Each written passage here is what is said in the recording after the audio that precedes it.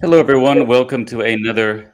I want to call this a deep dive discussion, but this is actually a little bit more focused. But this is another XR for Europe live interview on LinkedIn with XR professionals and researchers and just generally people doing interesting things. This is our second session focusing on the XR for Human experience library. So XR for Hello, Human is everyone. Welcome to a another. project. I Oh, want to. we have some background noise, but I'm not sure where that's from. But the XR for Human is an EU-funded project that's focusing on building living documents, living guidance around ethical topics such as interoperability, inclusivity, also a rating system, among other things. But there's also these tangible outputs in addition to the living documents. One of which is this experience library, which is a library of non-commercial XR projects coming from Europe that exhibit or adhere to really best practices along ethical guidelines and metrics. So the experience library is quite new, and anyone who is the contributor or rights owner or involved with a non-commercial project working with the, immersive technologies is encouraged to take a look at the library and see if it fits their project, and if so, we invite them to submit. And one such project that was submitted is joining us here today, and that's the Wisor project, which was developed by Egeman Ertuğrul. And in a moment, I'm going to turn over this interview session to Faisal Mushtaq and Oliver Schreer, who are representatives of XR for Human, both with the University of Leeds and with the Fraunhofer Heinrich Hertz Institute. And so, with that introduction, I do turn it over. So let them tell us more about the Experience Library and invite Egeman to tell us more about his project. Excellent. Thank you, Michael, for the introduction. So a little bit more about the Experience Library then is that we launched this, I think here, this sort of similar sort of a format a month or so ago. And we were sort of really excited to sort of hear about the sort of responses from the sort of community, what types of projects people might sort of be submitting. And one of those that stood out is the sort of submission that we're going to be hearing a lot more about today from Egeman and sort of colleagues, Wisor XR. And so we wanted to sort of have a conversation where we sort of dive into the sort of the background, sort of history, sort of why did this sort of project come to be? And we thought the best way of doing this was to sort of do it in a public format so that you can sort of hear about sort of this and hopefully inspire perhaps your application of the sort of tools that sort of Egeman will be talking about, or submitting your own projects of a similar sort of nature. So I'm excited to hear. I'm sort of, I think, as naive as sort of some of you might be if you've not heard about this sort of project before. So I'm really interested in sort of hearing from Egeman. And Oliver is joining us as well. Oliver is my work package lead on XR for Human Experience Library, sort of a element of that sort of program. And Oliver's laid a lot of the sort of infrastructure, the sort of framework for this sort of submission. So what we'll do is we'll take it in turn to sort of ask some questions of Egeman, and we'll try and keep this sort of as natural rather than interview sort of scenario. I'm just curious to hear from you, Egeman. So we'll sort of kick off with a very straightforward sort of question, which is your sort of journey into this. So what was the sort of history? How did you sort of come to sort of create this sort of this platform, and then give us a brief introduction to this, and then we can sort of go into some of the details subsequently. Perfect. Yeah. Thank you for having me. And I'm Egemen. I'm an R&D engineer, and I've been working in the field of XR since 2017. But to talk a bit about my journey, the XR journey, actually, my interest in the XR technologies dates back to my high school days. Actually, I skimmed through my notebooks recently and stumbled across some of my sketches, my initial sketches about my XR headset. So maybe I can briefly show you actually by sharing the screen. Can you see it? Not yet. Yeah. Here we go. All right, it's coming up. So this is actually a really primitive version of what I envisioned in 2013, which at that time, even Oculus wasn't a thing. I know it's a bit rough, but it was like just asking myself, what if? So on the left side, that's my high school note. And on the right side, that's from my master's degree. During my master's degree, I was still sketching ideas on whether something can be built. So I mostly approached this as a technical challenge, whether I could do it myself. But then it turned into something different. So I'll stop sharing the screen now. So then it turns into something that I can empower, like empower people that they can actually build it themselves. So not only we are at the mercy of the large corpos, but instead we can actually do it ourselves. So here, I believe open source approach matters more, and I can't take the claim that I built everything by myself, neither the software nor the hardware. But I kind of brought the pieces together. So I think that act alone helped make this project come alive. Yeah. Ekman, just in a nutshell, for those of you, so those listening who are completely new to all this, in a nutshell, can you describe what Wisor XR is in perhaps a couple of sentences? Yeah, Wisor XR is a project I started in my free time. During my PhD studies, I was still looking for ways to develop it. And during my free time, I eventually stumbled across some already existing hardware projects, like Triton project. That was only hardware part, but the software part was missing in that one. So there was all lots of bits and pieces over there and there. It took me some time to put them all together, but yeah, once you if you were to Google how to build an XR headset, you can't really get an proper answer, and neither an AI could answer that. Like, there's how would you start doing it? So then, while I was developing this project, I also took notes on how to build it yourself. So eventually, the goal is to become something that could be shared, something that could be a conversation piece, and we could improve it ourselves. Not only me, I'm not the only developer, but you could also improve some parts of it. So bring it to the open public. So that actually mattered more to me. And yeah, right now it's open source, and you can actually build it yourself if you have very true basic components. Like if you have a 3D printer, if you have a Raspberry Pi, that is a very low-end computing device, and yeah, it's working standalone, but also you could also hook it up to a computer. It would also take advantage of the existing hardware that you own. So that's the power of it, and that's how it keeps itself low cost through its modular architecture, I would say. Eggman, so pretty interesting to hear, but I mean, everybody in the audience will ask this question: why a self-made headset? There are so many pretty exciting headsets out there which cost several thousands of euro.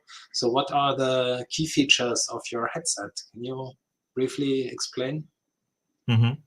So it's definitely a challenge to tackle all of the things, the technical challenges, by myself. For instance, the most difficult part for me was to handle the tracking of the headset. So to have 6 dots tracking, because most of these solutions are closed source, behind the doors, and if you want to do it yourself, then you're out of luck. You either have to take like a service from a company like Vuforia, but still, it's a tough challenge. But I think what matters here is the initiative, to take the initiative and to see if it can be solved. It's a multidisciplinary thing. The tracking, for instance, the problem. It's already been solved by robotics, drones. So you just have to fill the patterns and the dots. But yeah, going back to your question, like if there is already an existing solution, why create a new one? Like why would you come up with a new one?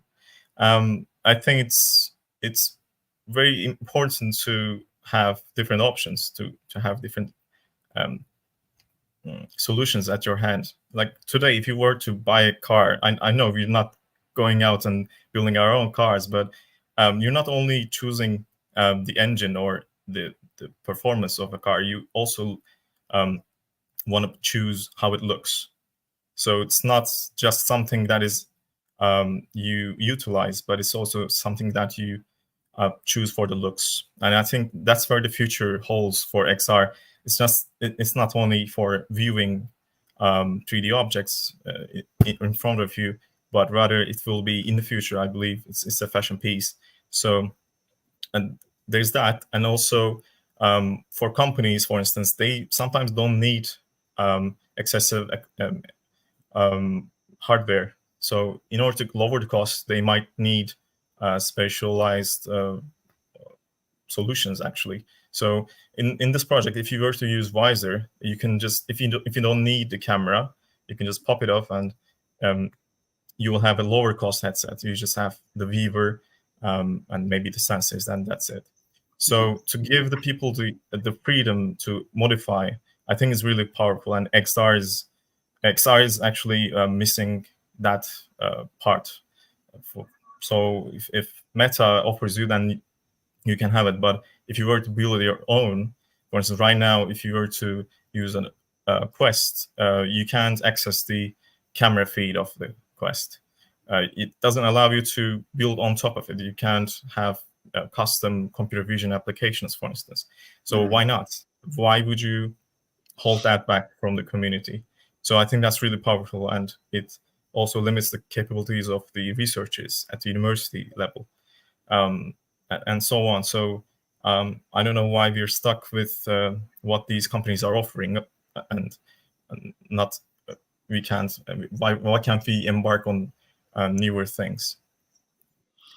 So thanks for this. I mean, when we received your application in XR4HUMAN, we had this internal discussion, because we asked for XR applications to be submitted, XR projects, and so but then we saw your submission and thought, well, why not also offering this open source project to the community, and so therefore this maybe already answers partially another question, because when you submitted your application to this experience library, what was the motivation, or what do you expect specifically from the community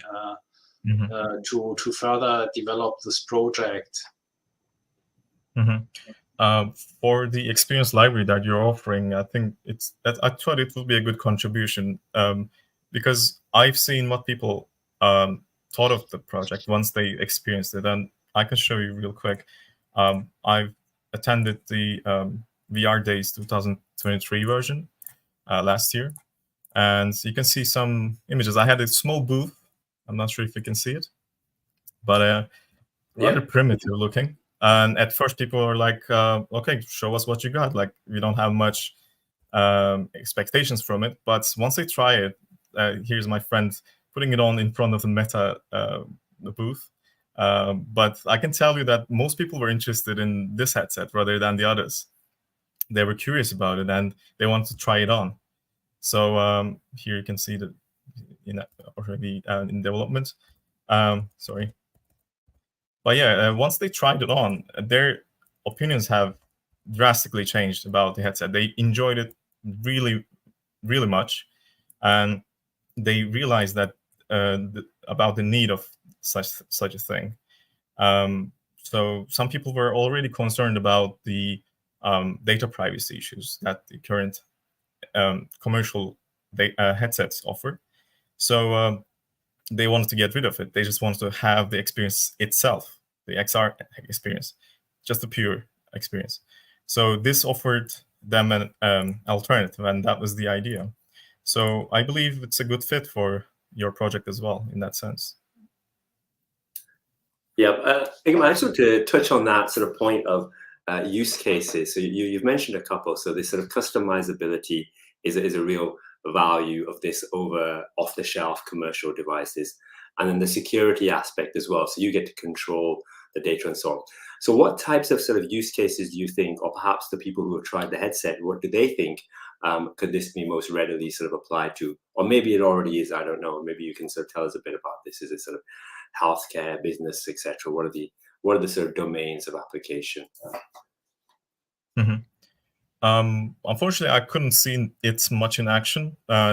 Maybe the word didn't really get out there. Yeah. I wish people would take it in and try new things.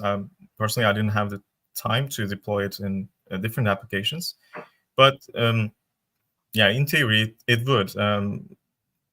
Just like the other XR headsets, it doesn't lack in anything that the others can, and that's what I believe in. For sure, it's the visual quality, the fidelity is not as great as the others, but sometimes you don't need that. If you're not gonna be reading a book, for instance, in that using that device, but do other things, still we could do it. So I'm not sure if that answers the question. Yeah, no, it does. It does in some ways. Yeah, I'm thinking, you know, the customizable. So if you require these additional features, for example, then you don't use the Raspberry Pi. Maybe you use a more powerful sort of device, and maybe you make it desktop VR and it plugs in. And so you're offering people as a sort of blueprint, and then they can go and tweak this according to their requirements, right? This is kind of the sort of ethos behind your sort of your project. Yeah, exactly. If you were to look at the code base, it's actually really simple. Like, it's not complicated. And I believe simple is gold. Why would you make it more complicated than it should? I mean, myself, speaking for myself, I don't know much about soldering. So if you look at the device, there's not much soldering going on. So that's the power of it. If you're a newbie or if you're a hobbyist, so you can just jump in. I'm not making it more complicated. You don't have to print a PCB, for instance. The code itself is also simple. So it's just a boilerplate for everything. It could be going in any direction you want.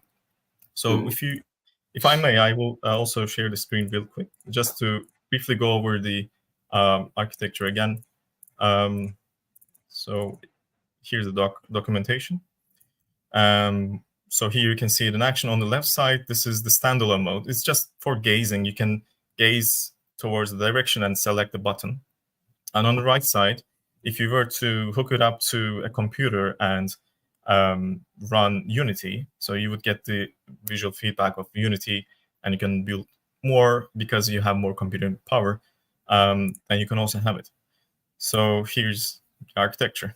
So here we have IMU, camera, which can be used for only standalone mode. You can, for instance, QR scan and join a Wi-Fi network. That also is there. But for instance, you want to get more juice out of it, then you can connect it to any OS, any kind of computer, and there you have it. Also, the 6-stop tracking. Personally, I couldn't get it running on the device itself, so I just took the power, like the capability of existing hardware, like a computer that you have yourself, and then that was also possible. So you get to keep the device low cost and have the advantages, let's say the capabilities of the XR headsets that we know of.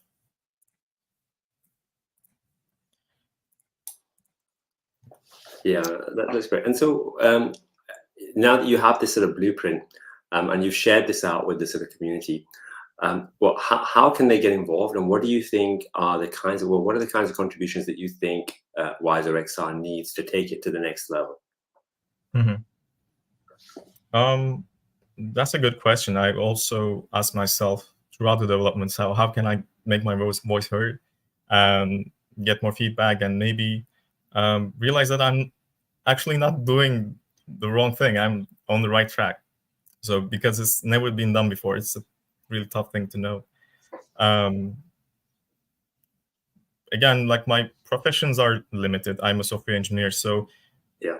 For instance, I would really appreciate if people tinker with the hardware design. Overall, it's not looking too great already. So, but try new things, new different looks. Maybe go out on the street, just like the days when Apple Vision Pro was released. If you remember, people, I'm not sure if that was a different kind of marketing gimmick, but you would see people walking in On skateboards and driving, right? Yeah.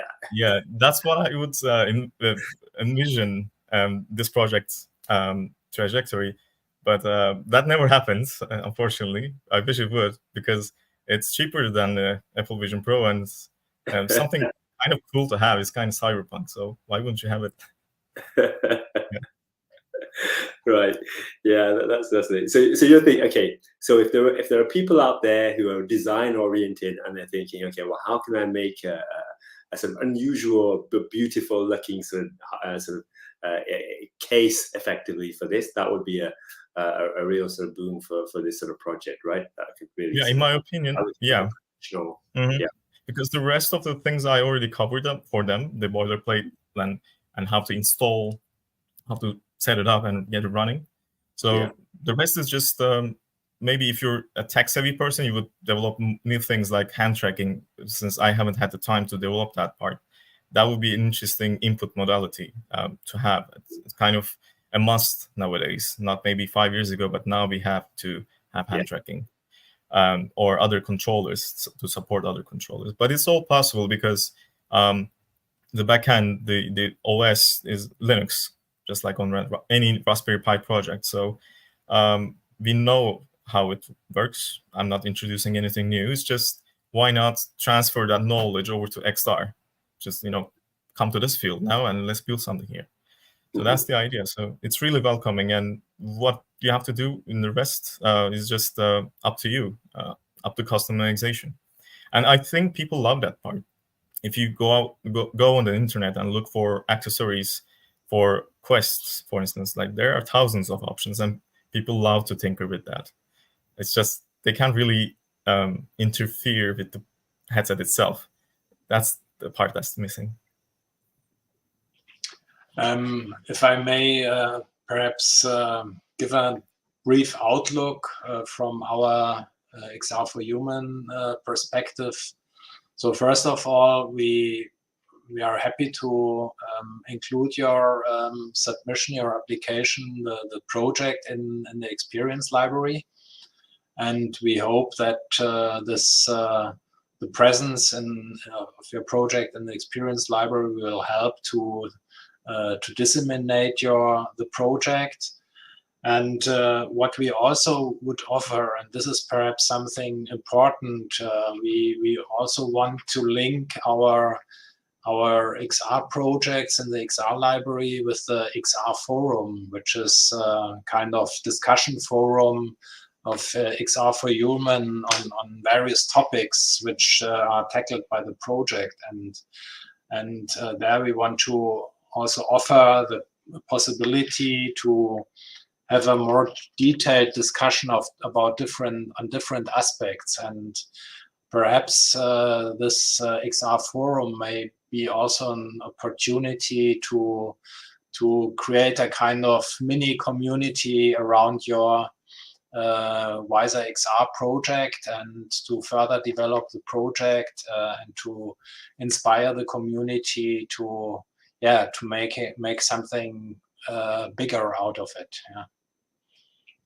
Thank you. And if I can add on to that, because as XR for Europe, we are the ones running and kind of moderating and that forum project. So I echo that. I echo that offer from Oliver that we could invite people interested to learn more about the project to engage and maybe start to form some breakout working groups or communities to discuss different aspects of it, of the project, because we didn't do it in the introduction, but Egeman and I have known each other for a little bit of time. And so I remember this project when it was still an idea. I didn't realize you'd been sketching it since middle school. I don't know if you mentioned that to me before, but I remember a long time ago, I was actually someone who was dissuading you from seeing I didn't see necessarily the broader value. But you've changed my mind, and I think this is a project that would be very interesting and attractive to many stakeholders around Europe, not just those connected to the XR4HUMAN project, but really the XR4HUMAN project. Its objectives are a reflection of a broader grassroots and political initiative to have more competitiveness, more variety, more local initiatives to contribute in this space. And this project, for that reason, it caught so much, I think, the eye of Faisal and Oliver when they were reviewing this. But again, putting it into this broader perspective of the European, I guess, ambitions and desires. It's to have more projects like this that are really community made, community customized. So I think for sure the forum is just one example, in addition to the experience library, one example where we can help your project find interested persons. And just to, Faisal, I'll give you a second to speak, but I just want to draw attention. We have a number of comments coming into the chat. And for the next few minutes, if anybody wants to ask any questions or offer anything, already I see an offer, Egeman, that someone would love to talk to you about integrating some of their sensors into your platform. So use this time while we're live to share any comments, offers, or questions. And now I'll turn it back over to you, Faisal. Yeah, thank you, Michael. I'll just ask one question before we go into the sort of the community chat sort of questions, which is where sort of might you imagine this being in sort of 5-10 years sort of time? Let's say you get the sort of community sort of buy-in on this, and it's not you who's doing all the core development, but it's a community more widely. Where could you really see this sort of going? What would your sort of vision or dream even be for this? Mm-hmm. Yeah. Well, it's really hard to project. Even if this was a research project, let's say it will take years, and we were about to propose this idea.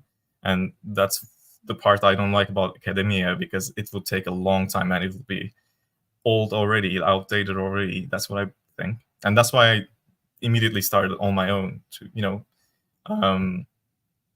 to see whether it will work or not. And I'm kind of excited, a bit too excited about new tech. So I just wanted to get it out there. And I would really appreciate if, for instance, students at university level, even maybe high school level, if they took this project and kept building on it, and actually learned that building a headset is not a rocket science thing. It's not as difficult as you think. I did it, so can you, even better than I did. So to show people that it can be done is more important to me than the project itself. So really, it's hard to imagine where it can lead to. Yeah. As you were sort of talking earlier on, I was thinking, what an excellent sort of use case for education. Actually, if you're new, you feel like you want to develop a career in XR hardware or software, what a fantastic sort of gateway into that, right? This open source sort of thing. So that's where I think there could be a lot of value in this. I'll hand back to you, Mike. A few sort of questions. I don't want to sort of hog all of them. So if there's other people out there, we can go through those. Well, and before I jump into that, just to follow up on what you just said about the being an educational environment, there are these open calls right now for the advanced digital skills calls within Digital Europe. And they're looking for, to support new programs at the master's and at the bachelor level at higher universities. And you could imagine if this, if it wasn't so divorced from tangible, commercial skill development, building your own headset would be natural. So it'd be interesting to think, could building a headset in the simplest form be part of a curriculum? What would it add to a degree program, for example? And that actually is something that should maybe be actively considered by those looking to apply to these calls right now. Yeah, excellent. And so we have a couple of chats here. So we have one question. So first, I mentioned before, we have Andre from Voxel Sensors, who's offered to engage with you. He shared his email. Egeman would like to talk to you about sensor integration. So I'll leave that for you. Thank you, Andre. And then we have Sabine, who's asking if you're going to be at AWE Europe in Vienna this year, which is coming up, I think, in October, if it's the same as last year. Egeman, what are you were at VR Days and you were at Stereopsia as well last year. Do you have any plans right now? I know you are you're not at the university now as you were last year. True. Yeah, I would love to, but the chances are I won't be there, unfortunately. But yeah, I'll consider different venues now. Maybe AW is the place I would love to be. I'm not sure if there's an open call. I'll look into it. All right, and then we had another question, which was from Kanakapala, who's not, I think, about Wisor, but about the project. So how do they submit? So I think I can take this one. Is you can check out the experience library and submit by going to XR4HUMAN.eu, and right there on that main page is going to be a link, and at the top of the menu as well, to the library. So you can see the projects that have been submitted and approved and incorporated, but also see there where to submit. And then we have a question for you, Egeman, from Oscar, talking about how to connect what you're doing with the Latin American region, which is a very good question. This is obviously an internationally applicable project. So he's asking who to speak to. That's you, but how would someone get in touch with you, Egeman? You can find me on LinkedIn. I think that's the easiest path. Yeah, if you can, just hit me up there. I'll immediately answer your questions if you have any. I'm not sure if we also posted a link to the project itself. That would, I think, be helpful. Okay. Yeah, well, we can put it again in the comments of this. I'll double check where we put it in a couple places, but and it'll probably be at some point. I don't know if it's already in the experience library yet. It is not yet, so it soon will be. So we can advertise that when it is live on there. But in the meantime, I guess a link to your GitHub or something will probably suffice. Mm-hmm. Yeah, and that's the purpose of the experience library, right? Is to be a discovery platform for projects like this. So whenever you're wondering, I've heard about a really cool project that's maybe open source, it's non-commercial. Where would I might find it? A first place to look might be the experience library. All right. Well, I think that's all the comments. We had another one who's hoping to see us all at Stereopsia Venice and AWE, but I don't know who that is. It doesn't identify from my view here. But yeah, so thank you very much, Egeman, for joining us. Thank you, Faisal and Oliver, for leading this interview and helping us all to understand the experience library and then, kind of put into context what makes the Wisor project so exceptional.